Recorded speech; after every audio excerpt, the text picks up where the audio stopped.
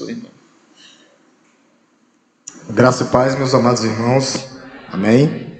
Meus irmãos, hoje nós celebramos o Dia do Batista no Brasil. Além da celebração, no mês de outubro, do aniversário da nossa igreja, hoje também a celebração de 141 anos da formação da Igreja Batista no Brasil. Foi formada lá em Santa Bárbara do Oeste, mas hoje nós comemoramos 141 anos. A igreja que foi formada na Bahia. Para quê, pastor? Para evangelizar os brasileiros. E é muito interessante a nossa história é rica, que começa com 5 pessoas e hoje nós somos quase 2 milhões de batistas no Brasil. Louvado seja Deus. E nós temos esse papel de crescer mais e mais. Por quê? Porque a igreja é a agência de Deus aqui na terra. É nós que pregamos a palavra de Deus. Nesse mês de outubro também nós celebramos o mês da Reforma Protestante. Mas você pode me perguntar, pastor, nós somos reformados? A resposta é não. Nós não somos reformados. Nós somos conservadores tradicionais. Nós vemos da linha dos separatistas ingleses. Mas nós damos honra a esse grande momento da história que Deus levantou aquele homem, Martinho Lutero, para fazer essa grande reforma. Através disso começou as igrejas evangélicas. E hoje nós estamos aqui. Mas nós não somos reformados, nós somos tradicionais, conservadores. Conservamos o que, pastor? A palavra de Deus. O que a Bíblia nos fala. E esses reformadores, que nós não somos, eles tinham alguns slogans, que eram os somentes. Somente Cristo, somente a fé, somente a graça e glória somente a Deus. E nessas manhãs nós vamos falar um pouco sobre esses somentes. Por quê? Porque são bíblicos. É o que nos conduz, é os alicerces da igreja. E hoje nós vamos falar de somente Cristo, a excelência da obra e da pessoa de Cristo. Eu quero que você abra sua Bíblia, ou abramos nossas Bíblias, em Colossenses 1. Colossenses 1. Nessa temática dessa manhã, os estudos vão ser sobre isso. Hoje, a primeira, que é somente Cristo. Provavelmente, se Deus me permitir, darei somente a fé e glória somente a Deus.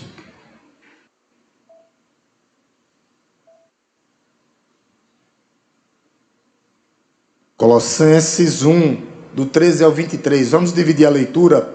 Eu vou ler os versos ímpares e gostaria que a amada igreja lesse os pares. Aqueles que não têm Bíblia, vai ser tudo exposto aqui no Data Show e você pode acompanhar. Com esse tema, somente Cristo, a excelência da obra e da pessoa de Cristo. Amém? A palavra de Deus diz assim: a excelência da pessoa e da obra de Cristo. Ele nos libertou do poder das trevas e nos transportou para o reino do Filho do seu amado.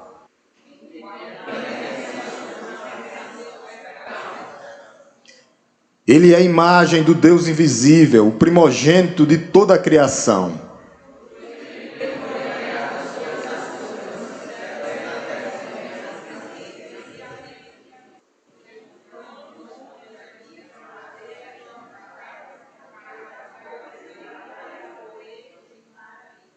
Ele é antes de todas as coisas. Nele tudo subsiste.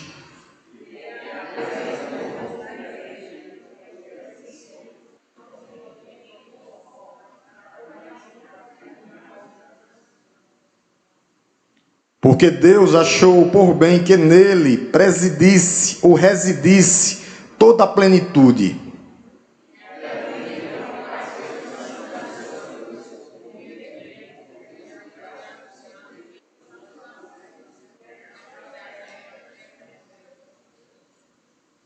E vocês, que no passado eram estranhos e inimigos no entendimento pelas obras más que praticavam,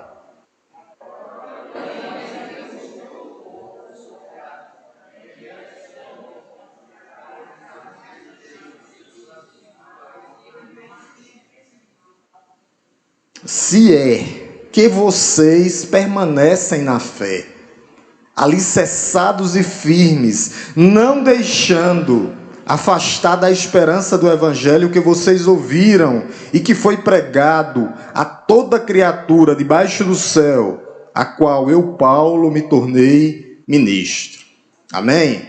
Louvado seja Deus. Somente Cristo, a excelência da pessoa e da obra de Cristo, esse é o pilar, é o alicerce da igreja. Por quê, pastor? Porque todas as religiões do mundo negam essa excelência aqui da pessoa e da obra de Cristo. Ou eles tiram ou eles colocam alguma coisa.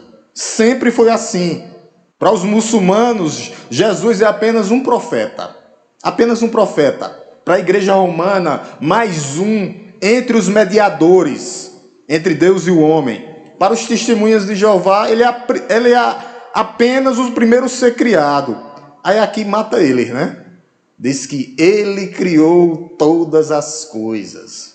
Todas as coisas foram criadas por ele. Ele é antes de todas as coisas. Aqui a gente já mata a heresia deles. É só abrir Colossenses, quando eles vierem conversar, deixa eu chegar aqui, ó.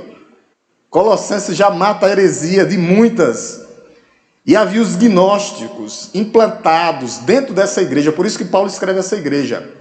O principal motivo de Paulo escrever essa carta, escreve essa carta, é justamente combater as heresias, para dizer que Cristo é suficiente em nossas vidas.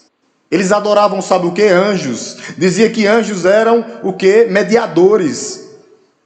Que a substância de Deus não existia, Cristo não existia como substância. E o perigo maior hoje? Os falsos evangélicos, que aumentam ou colocam alguns elementos e trazem para dentro da igreja a Arca da Aliança, as festas de Páscoa, tabernáculo, as festas das cabanas. Aí sabe o que é que Jesus diz? Eu sou o cumprimento de tudo isso. Eu sou o cumprimento da lei e dos profetas. Tudo foi cumprido em mim. Aí como é que fica esses pseudos evangélicos? Eles querem aumentar algo na salvação ou tirar algo. E esses gnósticos, eles eram terríveis, porque eles diziam que tinham que ter uma sabedoria especial, além daquela para ser salvo. Eles incluíam a questão da comida, porque tinha judeus também incluídos na igreja. Manter a lei de Moisés, os costumes, as festas. Então Paulo, ele combate esse pessoal, esses gnósticos. Ele combate o misticismo. Havia muito emocionalismo, igual a hoje, igrejas emocionadas e nada de palavra, emoção em cima de emoções, visões. Eu mandei te dizer, querem mandar em Cristo, eu determino. Misericórdia. Aí por isso é que querem pegar todos os crentes, nós tradicionais, conservadores, e botar na mesma sacola deles. Por isso que nós temos que defender a nossa fé, sim. Uma defesa da fé, como Paulo defendeu aqui. Visões. Teve um que a mulher entrou, já era casada, o falso profeta disse, ó, Deus mandou te dizer que ele vai levantar um varão para ti. A mulher casada, filho do diabo, né? Filho do diabo, que não prega a palavra de Deus. Então havia pretextos de falsa humildade. E eles combatiam também, Paulo, nessa carta, combate o asceticismo, que é o quê? Eles diziam que eles tinham que se abster do casamento, que tinha que se abster de algumas comidas, eles se autoflagelavam para chegar a Deus. Existia tudo isso dentro dessa igreja. E Paulo escreve essa carta para quebrar tudo isso, falando de quê? Da obra de Cristo, da pessoa de Cristo, que Cristo é suficiente em nossas vidas. Epáfras era o pastor dessa igreja. Paulo, ele não implantou essa igreja. Paulo escreve essa carta preso, para você ver que às vezes a gente pode servir aonde nós estivermos. Paulo preso Naquele momento, era mais importante Paulo estar preso do que Paulo estar solto. Por quê? Porque o evangelho de Deus ele não está algemado. O evangelho de Deus não está preso. Deus usa a sua igreja para pregar o evangelho. Você tem que se dispor o seu coração para pregar o evangelho de Cristo. Epáfras era o pastor dessa ovelha. Onde é que está isso, pastor? Para dizer que o pastor não está falando heresia. Olha lá no versículo 7, ó. Versículo 7. Olha o que é que diz. Ó, isso vocês aprenderam de quem? De Epáfras. Epáfras era o pastor da igreja, nosso amado conservo em relação a vocês, ó, fiel ministro de Cristo. Quem era o ministro da igreja? Epáfras. Epáfras era o pastor da igreja. Outra coisa, essa carta era uma carta local para a igreja de Colossos, mas também era uma carta circular, que tinha que circular nas outras igrejas. Pastor, onde é que tem isso? Vamos lá para o capítulo 4. Capítulo 4. Capítulo 4. Capítulo 4. Olha o verso aí, ó. Capítulo 4. Verso 18. Olha o que é que diz. Então era uma carta que tinha que rodar nas outras igrejas. Versículo 18, ó. Versículo 18, lá no finalzinho. Versículo 18. Eu estou com a Bíblia nova, eu já estava em Tessalonicenses já. Versículo 18, olha o que diz, ó. Ele diz assim, versículo 18. Não, versículo 16, perdão, do 16 em diante, tá? E depois que esta carta, ó, versículo 16, perdão, tá? 16. E depois que essa carta tiver sido lida entre vocês, façam também que seja lida na igreja dos Laodicenses. Vocês estão vendo que era uma carta circular. Era uma carta pessoal, tá? Para a igreja de Colossos, para edificar a igreja de Colossos, mas essa carta tinha que circular para combater essa mesma heresia que existia em outras igrejas. Então Paulo escreve essa carta para combater o quê, pastor? As heresias. Heresias dizendo que Cristo é o cumprimento de tudo aquilo. Comida, bebida, dia de sábado, tudo aquilo Cristo tinha cumprido. Os gnósticos estavam inventando coisas. Então a resposta para a sua vida hoje à noite é Cristo. Paulo estava combatendo os filósofos gnósticos que estavam se transformando em quê? Libertinos. Eles adoravam estrelas, astros, planetas, constelações, visões. Eles viviam por isso. E muitas igrejas vivem assim. Eu tive um sonho. Que sonho? A Bíblia revelou? Um sonho, pastor. Teve uma que chegou para mim, eu sonhei que o presidente passado da República vai morrer. Está vivo até hoje.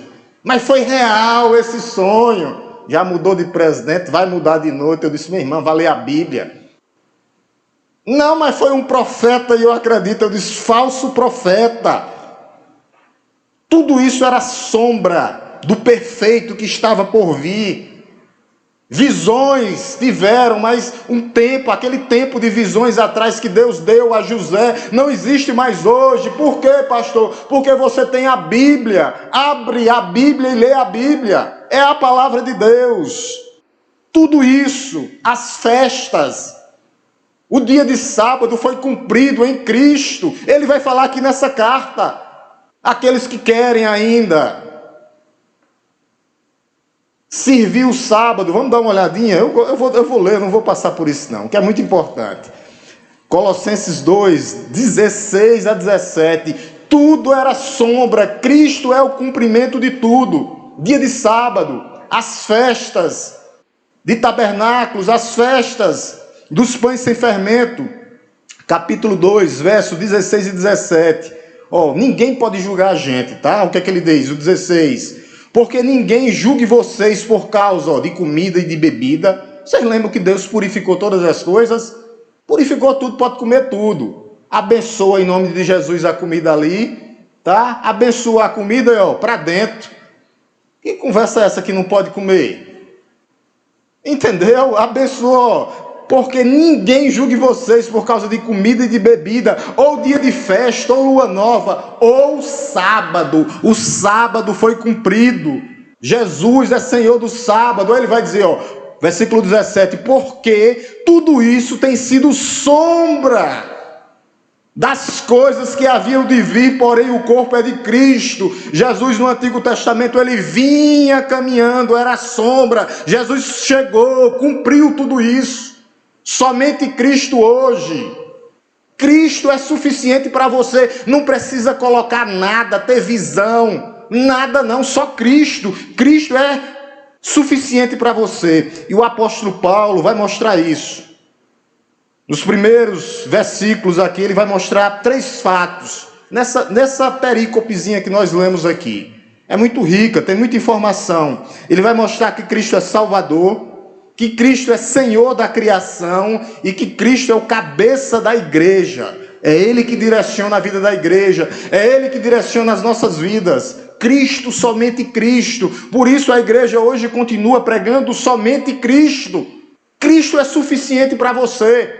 Não precisa botar Pedro, José, João, Maria, Joana, Padre Cício, Padre Bento, Zé. Não, Cristo. Por quê, pastor? Porque o único que desceu foi o que subiu, está à destra de Deus e faz mediação por você. Nenhum outro pode fazer. E Maria não. Foi uma grande mulher de Deus, escolhida. Mas não pode fazer mediação. Somente Cristo. Primeiro ponto. Vai mostrar, verso 13 e 14, tá? Mostra Cristo como nosso Salvador. 4 atos de salvação. Se tiver com caneta, marca. Quando quiser evangelizar, já tem aí os versículos já. 4 atos de salvação, versículo 13. Primeiro ato de salvação, olha o que aqui diz, logo no comecinho do verso 3. Ele nos libertou. Ele nos libertou de onde, pastor? Do poder das trevas. Esse é o primeiro ato de salvação na vida do ser humano. Como era a minha vida sem Cristo? Trevas, pecado, condenação. Como era que o pastor Marcos vivia? Surdo, mudo, cego e morto. Essa era a minha situação sem Deus. Você quer uma boa notícia? Era a sua situação também. Mas Ele lhe libertou. Ele lhe resgatou, Ele lhe tirou do império das trevas. Então o primeiro ato de salvação é isso, Ele libertou do império das trevas, do poder de Satanás, aquele que é o acusador. Ele não tem mais poder de acusar você. Por quê, pastor? Porque Jesus lhe libertou. Ele libertou você do engano, da mentira. Ele trouxe você. Ele libertou de quê, pastor? Da escravidão. Um homem sem Deus é escravo. Escravo de quê? Escravo do pecado. É um homem sem Deus. Ele é um escravo da escravidão, escravo da devassidão, da depravação, do engano e da mentira. Mas a boa notícia é que Ele lhe libertou. Somente Cristo pode lhe libertar da sua agonia, do seu desespero, do seu desengano. Nós éramos cativos e andávamos para a condenação. Ele nos libertou de onde, pastor? Aqui, do império das trevas, do poder das trevas. Um cativo está preso, algemado, em trevas. E aquele que tenta fazer as coisas pelos seus méritos e suas obras também está em trevas, mas Ele nos libertou. Isso significa o quê, pastor? Que Ele é o seu libertador, que Ele é o seu resgatador. Ele lhe libertou, Ele lhe resgatou. Esse é o primeiro ato. Nos livrou de quê? Do domínio. Está nos livrando todo dia o nosso coração, que ainda é pecaminoso. Segundo ato de salvação. Primeiro, libertação. Segundo ato, aí no versículo 13 ainda. Ele nos libertou e agora Ele fez, nos transportou. Segundo ato, é um transporte. Nos transportou para o reino do Filho do seu amor. Transportou, trasladou. Tirou você aqui do lamaçal do pecado e lhe trouxe e lhe colocou aqui, na luz no reino de luz, no reino do Filho do seu amor. É um transporte, somente Ele pode fazer, somente Ele pode tirar do lamaçal e lhe colocar na luz, para que você reflita e brilhe a glória de Deus. Somente Ele. Homens não podem fazer isso por você. É como se Ele tivesse nos conduzido pelas mãos, pegado pelos braços, e vem aqui meu filho, vem meu filho amado, eu quero tirar você. De onde? Das trevas. Aí pega pela mão. Aí pega pela mão, sustenta pelas mãos e traz aqui, ó. Vou te colocar aqui. Luz. Para que você possa ver. Para que você possa sentir. Para que você possa ouvir. Para que a palavra chegue no seu coração agora e penetre dentro do seu coração, na sua alma. É isso que Ele faz. O serviço aqui é por completo. Liberta, transporta. Você pensa que homens comuns, que nasceram, viveram e morreram, podem fazer isso? A resposta é não. Por que Jesus pode fazer isso? Porque Ele é o único que vive e reina e está à destra de Deus e faz toda a mediação por você. Ele transporta para o reino do Filho do seu amor. Agora é um reino de luz. Nós somos livres em Cristo. Livres de quê, pastor? Livres da condenação. E agora nós vivemos como, pastor? Para a glória de Deus. A sua vida diante de Deus deve ser glorificar a Deus. Primeiro ato de salvação, quem lembra? Libertou. Segundo ato, vamos para o terceiro e quarto ato agora. Versículo 14. Olha o que é que ele diz. Em quem temos redenção. Esse é o terceiro ato de salvação. Nós temos agora redenção. Redenção significa libertos. No Antigo Testamento era um pagamento. Havia escravos. E o que era que acontecia? Aqueles senhores compravam e pagavam o preço do pagamento. Então, nós trazendo para hoje, nós éramos escravos e cativos do pecado, e Jesus pagou a culpa dos nossos pecados. Pagou completamente, trazendo o que para nós? Redenção. E sabe o que é que você é agora hoje? Propriedade exclusiva de Deus. Propriedade exclusiva do Senhor. É isso que você é. Ele nos liberta através do seu sangue. O pagamento é com sangue. Teria que ter sangue. E o sangue de Cristo foi derramado gota a gota para lhe libertar, para fazer a sua redenção, para fazer o seu pagamento. É isso. Libertos da escravidão e da servidão do pecado. Pastor, você vivia assim? Claro. Todos pecaram e estão destituídos da glória de Deus. Pastor, todos. Mas a sua opção é Cristo. Quarto ato de salvação. Remissão, aí no capítulo 14. E redenção e remissão de pecados. Remissão aqui é remover. Literalmente remover. Havia uma culpa. E essa culpa era impagável. E ele agora removeu. O que é que o apóstolo Paulo diz? Já não existe nenhuma condenação para aqueles que estão em... É para todos? É para o mundo todo? Não. É para aqueles que vão crer, confessar e permanecer até a morte. É isso. 4 atos de salvação. Ele nos liberta completamente. Ele nos transporta, Ele faz a nossa redenção e nos traz a remissão de pecados.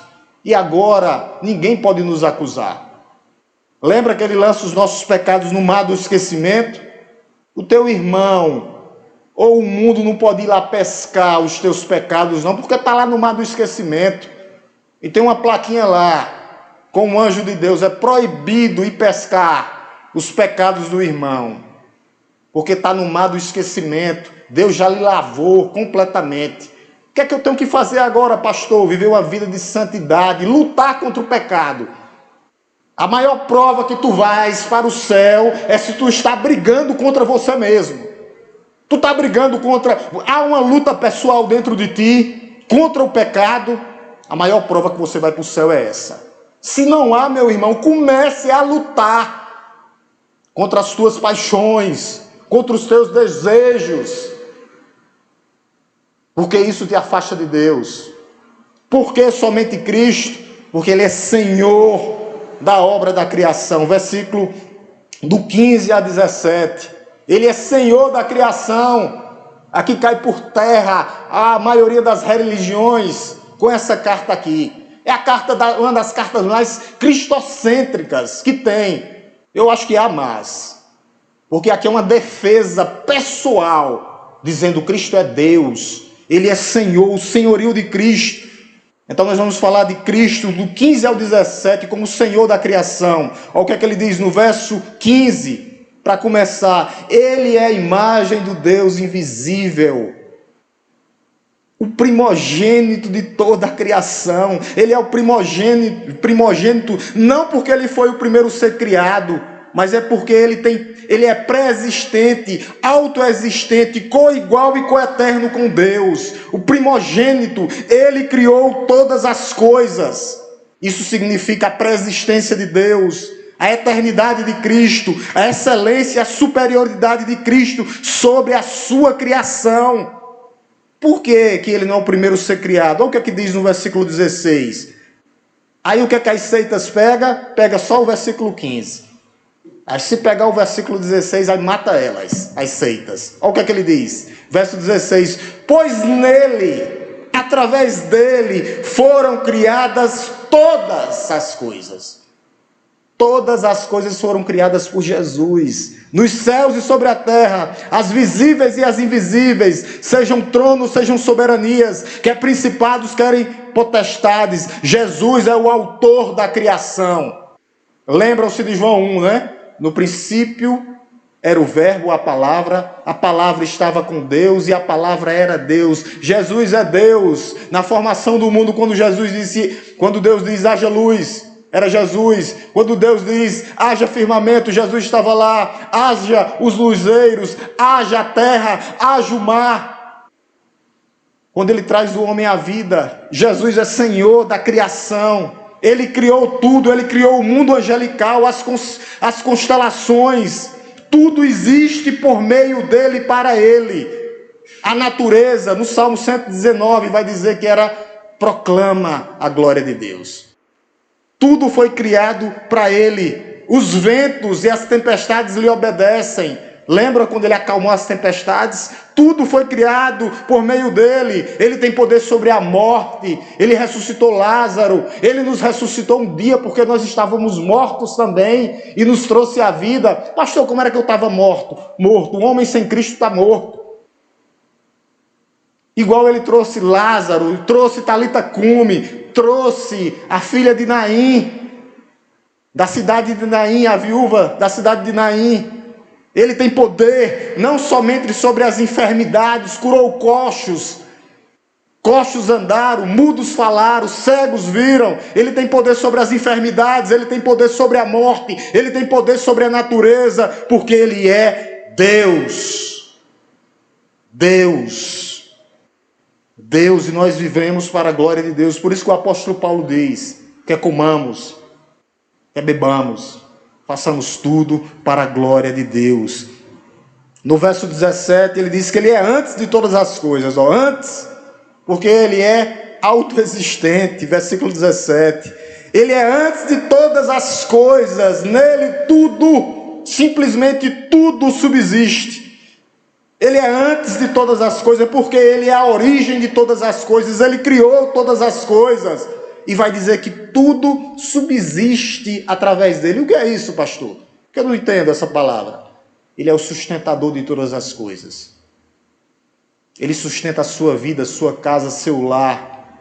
Ele sustenta o universo com o poder da sua palavra. É Ele que deixa em ordem o sistema, porque foi Ele que criou todas as coisas. Ele é Deus. Nós não precisamos de nada. O que você precisa é de Cristo em sua vida. Somente Cristo. Crer, confiar e permanecer nele. Essa é a doutrina. Porque muitos creem, Muitos aceitam, mas depois abandonam. E aí? E aí? Nesses atos poderosos de Cristo, do verso 18 ao 19, vai falar que ele é o cabeça da igreja. É ele que dá direcionamento na igreja, não são homens. Nós valorizamos todos aqueles que passaram por aqui, mas o cabeça dessa igreja é Cristo. Cristo, não só o cabeça, mas também o alicerce dessa igreja é Cristo. É o que é que diz no verso 18. Ele é o cabeça do corpo, que é a igreja. Ele é o cabeça da igreja. Sem a cabeça o corpo funciona? Não, porque é o cabeça que dá o direcionamento. É aqui que dá o direcionamento para as nossas vidas.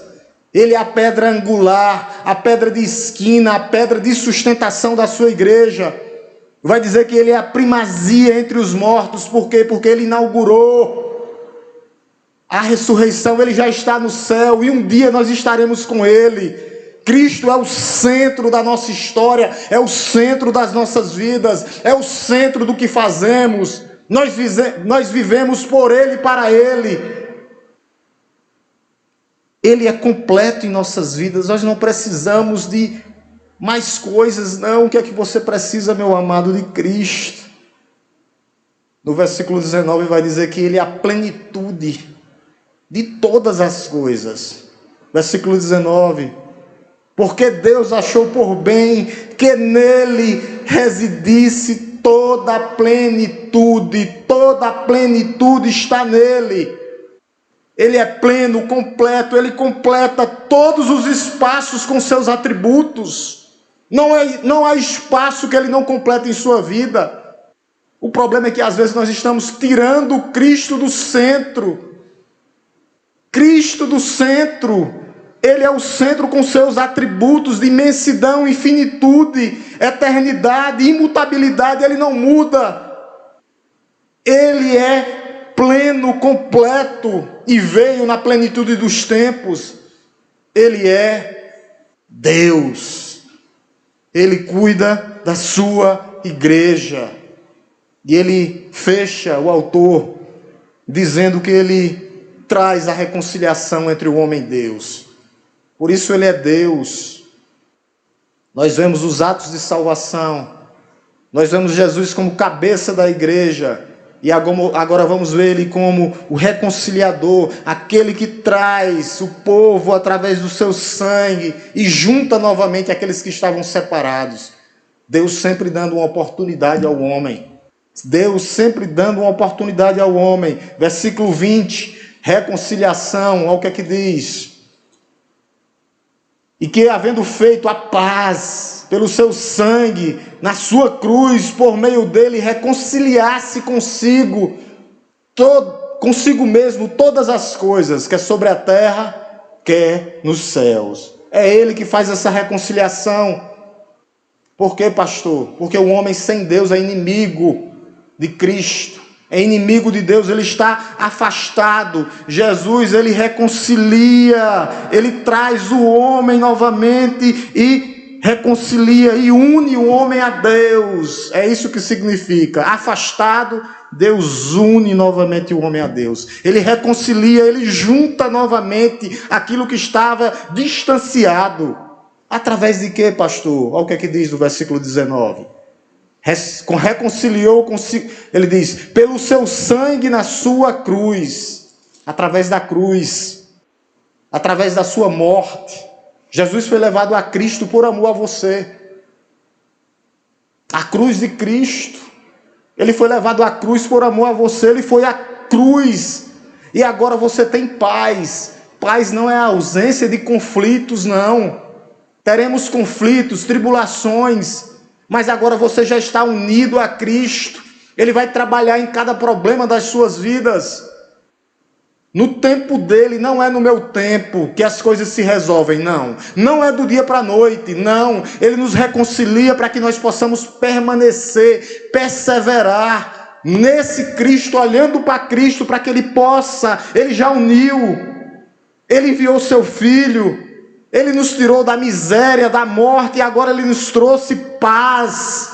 Paz não é ausência de guerra. Ele vai dizer que nós éramos estranhos. Olha o que ele diz no verso 21. Que vocês no passado eram estranhos. Deus não conhecia. Deus nos conhecia, mas Ele não tinha relacionamento conosco. Estranhos, distantes. Inimigos, literalmente inimigos, estranhos. Por quê, pastor? Porque se o Espírito Santo não entrar na sua vida lhe convencendo do pecado, da justiça e do juízo, você continuará um estranho para Deus. Você continuará um filho da ira, afastado de Deus. Estranhos. Ele diz, vocês eram estranhos. Aí ele vai mais longe no verso 21. E inimigos. Estranhos e inimigos. Era assim, é assim ainda hoje um homem sem Cristo. Ele é estranho, é afastado.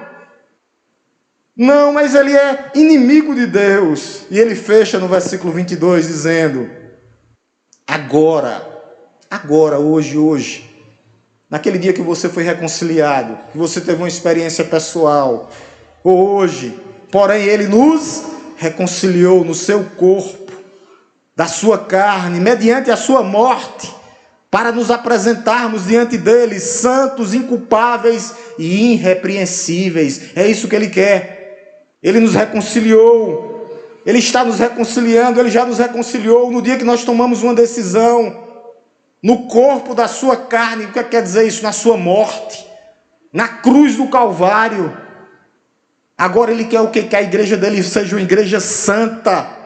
Olha o que ele diz, para que nós possamos ser apresentados diante dele, de Jesus, santos, inculpáveis e irrepreensíveis. Santos aqui, não é aquela auréola na cabeça não, dos filmes não, tá? Que tem uma auréola na cabeça, eu sou santo. Não, separados para o Senhor, separados para viver para a glória de Deus, para ser a sua imagem e semelhança, para ser sal e luz fora das quatro paredes, para dar testemunho dentro da igreja, diante dos seus irmãos, para ser diferente, separado, literalmente separado. Não somos do mundo, não estamos do mundo, mas não somos do mundo. Nós somos diferentes sim.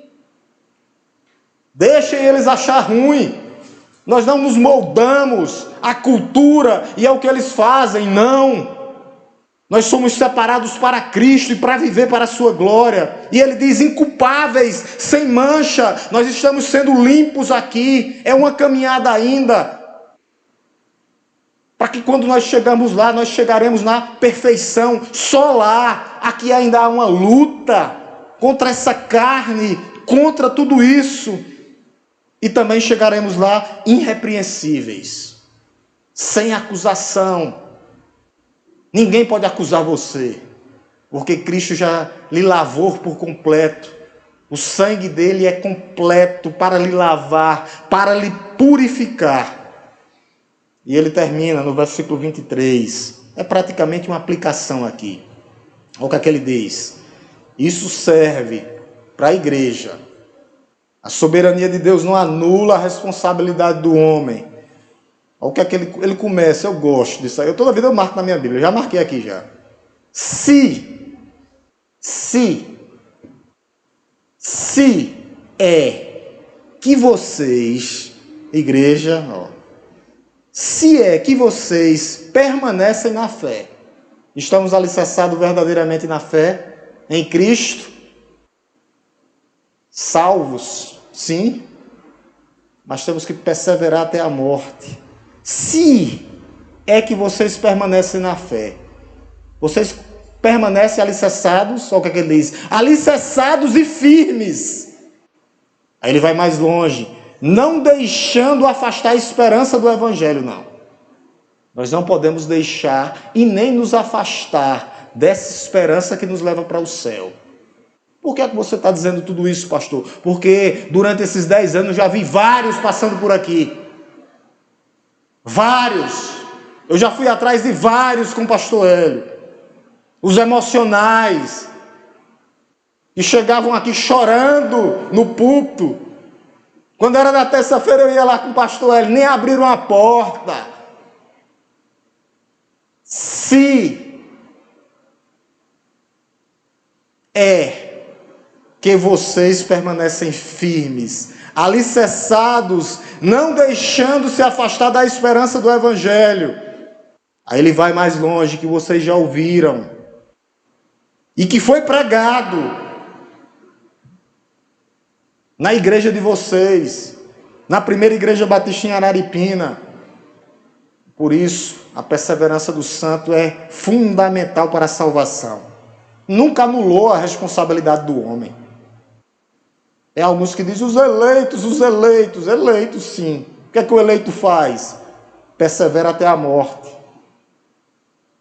Eleito, vai viver de forma libertina aí fora da igreja, dando mau testemunho, para ver se tu vai chegar na casa do Pai. Tu não se arrepende não, e volta a permanecer, para ver como é que vai ser o meu e o teu final. E ele termina dizendo qual a missão da igreja, é importantíssimo.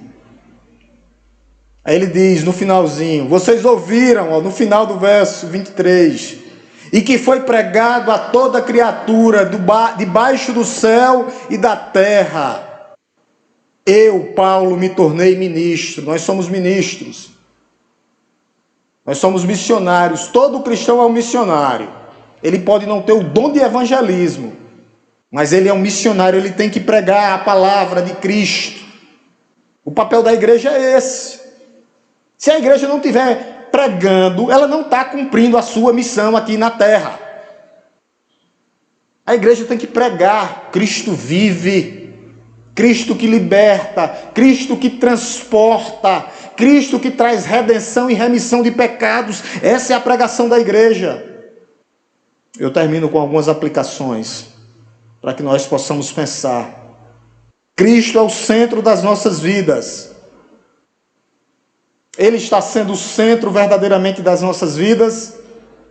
Nós estamos olhando para Ele, o autor e o consumador da nossa fé, aquele que pode curar todos os males das nossas vidas, principalmente os males do nosso coração, aquele que já está tratando, aquele que já começou a tratar. Os seus olhos estão fixos nele. Não tire os olhos de Cristo, porque além dele ser seu libertador, aquele que transporta você para o Filho do Reino, amado, lhe traz redenção e remissão de pecados, ele é o cabeça da igreja, ele é o Senhor dessa igreja, ele conduz a história dessa igreja durante 51 anos. Você, meu amado, não tire os olhos de Cristo. Segundo, sinal da salvação é a perseverança dos santos. Já fomos salvos, mas temos que permanecer. Temos que continuar firmes, nos manter, porque através da graça, através de somente Cristo, Ele nos sustentará. Aqueles que estão aqui hoje, nesta manhã, passando por dificuldades, Cristo é o problema, Cristo é a solução para o seu problema. Ele nunca é o problema. Quase caía numa pegadinha, né? Ele é a solução para todos os seus problemas, principalmente para o seu problema da alma, principalmente para o seu problema do seu coração. Jesus, nessa manhã, quer tratar o seu coração. Jesus, nessa manhã, quer tratar a sua alma. Você está disponibilizando o seu coração nessa manhã, para que você possa ter livramento espiritual e vida com Deus. Quarto, Cristo é Deus, o homem Deus, que desceu e tem compaixão e se compadece de você. Por isso nós vivemos pelo que Ele fez na cruz do Calvário. A condição para uma vida plena aqui na terra é Cristo. Meus amados, Jesus está voltando. Quarto, a segunda vinda de Cristo se aproxima. É só você verem os sinais, guerras. Israel está sendo atacado. Ore por Israel. Ainda tem crente que ora contra Israel. Eu estava dizendo, miserável, maldito. Eu olhando os vídeos no YouTube, como é que pode um negócio desse? Meu Deus do céu, não entenderam a palavra de Deus. Deus tem um propósito com Israel, dentro de Israel. O Israel de Deus. Ore por Israel. Ore também pelo povo palestino. Israel não é contra os palestinos. Israel é contra o Hamas, os terroristas. Essa militância que está na internet aí está confundindo você. É um contra-ataque levantado pelo próprio Deus. Homens fazendo. Toda ação há uma reação, meu amado. Plantou, colheu, ou você pensa que não vai ter, até a volta do Senhor, guerras e rumores de guerra. Ore pelo povo palestino, mas ore por Israel, porque Israel é de Deus, e hoje nós somos o Israel de Deus. Começou pelo povo de Israel, Jesus é judeu, ou você não entendeu ainda? Eu olhando na internet, filhos do diabo. Aí depois que eu virei, aí fui orar pelos filhos do diabo, contra Israel, crentes. Eu disse, meu Deus, tem de misericórdia.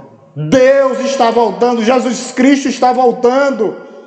A natureza hoje geme por causa do homem, mas a natureza será redimida. Os mortos serão ressuscitados, os vivos serão transformados, os ímpios serão condenados, o pecado será castigado, o mal será desfeito, e na volta de Cristo haverá paz e justiça na terra, e gozo eterno, juntamente com Ele, um dia, quando Ele voltar para buscar a sua igreja. Por isso a igreja tem que estar preparada para a volta do Senhor. Ele está voltando, Jesus Cristo está voltando. Por isso, meu amado, você que já é igreja e já faz parte, continue perseverante nesta palavra aqui, ó. Cristo está voltando. A trombeta já está tocando. Mantenha-se firmes, não olhe para trás, não olhe para a situação de dificuldades, mas olhe para Cristo, porque Ele tem poder para curar qualquer tipo de dificuldade. Ele é Deus. E aqueles que nos ouvem, que já nos visitam, meu irmão, não há mais tempo. O tempo é agora, o tempo é hoje. É o tempo de se voltar para Cristo, de se render a Ele, de entregar a vida a Jesus, de viver para a glória de Deus. Não é tempo de brincadeira, nós não estamos num parque de diversão. Não, nós estamos num ambiente de guerra. E a luta, vocês pensam que é contra homens? A luta é contra o próprio Cristo. Eles estão se levantando contra Cristo. Mas todos aqueles que se levantam contra Cristo cairão, serão abatidos, e a sua igreja será levada, a sua igreja será exaltada para a glória de Deus. Vamos louvar em nome de Jesus, orar e agradecer a Deus para nós nos dividirmos em sala de EBD, cada um em sua sala. Vamos nos dividir, jovens, sala dos jovens, adolescentes, sala Gênesis, a sala Apocalipse fica aqui com Francisco. Mas vamos orar. À noite nós vamos falar mais um pouco sobre esse Senhor, que é Senhor sobre tudo e sobre todos. Oremos em nome de Jesus para nós nos dividirmos. E louvamos, Deus Todo-Poderoso, Criador dos céus e da terra. Te agradecemos porque o Senhor, ó Deus, nos libertou, nos transportou para o reino do Filho do Teu amor.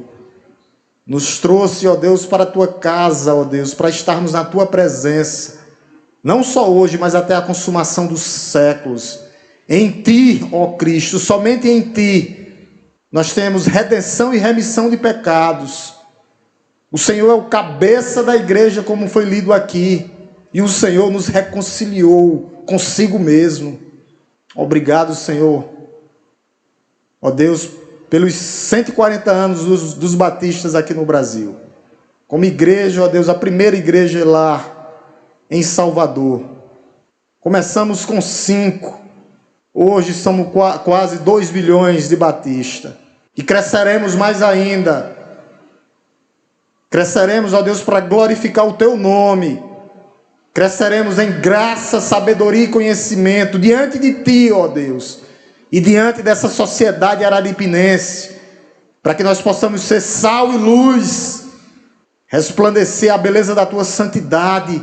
Para que pessoas sejam reconciliadas. Sendo, ó Deus, a Tua igreja agente reconciliadora.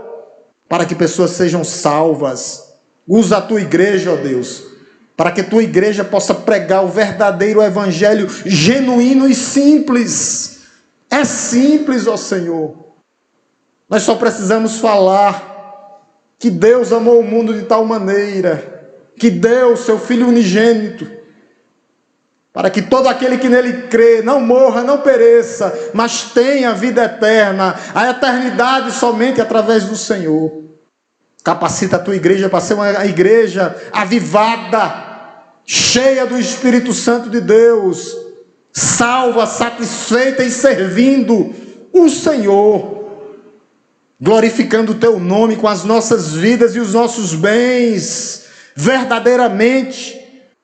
Uma igreja quebrantada, uma igreja contrita diante de Ti, mas uma igreja que avança no Teu poder. Nos dá, Senhor, o Teu poder, nos reveste do Teu poder. Nós já temos o poder do Espírito Santo, o Espírito Santo em nós, mas nós temos que nos revestirmos, nos enchermos ao ponto de transbordar, para que outros sintam o Teu poder e outros sejam alcançados e reconciliados, para a Tua glória, para a Tua honra, para o Teu louvor e para a Tua exaltação. Obrigado, Senhor. Oramos e agradecemos no nome santo e poderoso de Jesus. Estamos divididos em salas de EBD.